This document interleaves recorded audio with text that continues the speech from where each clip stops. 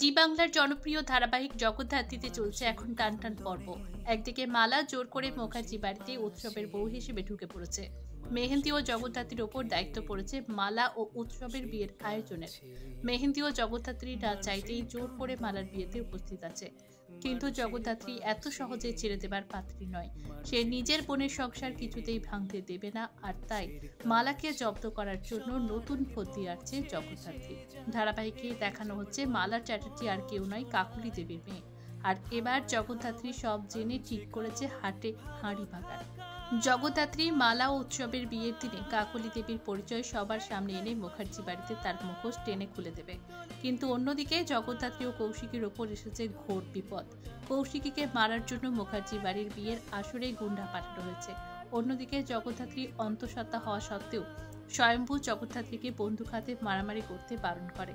যদিও জগদ্ধাত্রী মনে মনে ঠিক করে সে যেন তেন প্রকারে হলেও কৌশিকীকে রক্ষা করবে।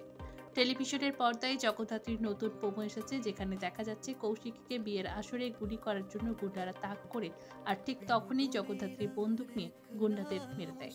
কিন্তু অন্যদিকে কেউ একজন লাঠি দিয়ে জগদ্ধাত্রীর পেটে খুব জোরে আঘাত করে, আর জগদ্ধাত্রী মাটিতে অচেতন হয়ে পড়ে যায়। তাহলে কি হবে এবার? জগদ্ধাত্রীর কি সত্যিই কোনো বড় ক্ষতি হয়ে যাবে? কিভাবে রক্ষা করবে জগদ্ধাত্রী সব বিপদ থেকে মুখার্জি পরিবারকে? জানতে দেখুন জগদ্ধাত্রী প্রতিদিন সন্ধ্যে ৭টায় শুধুমাত্র জি বাংলার পর্দায়।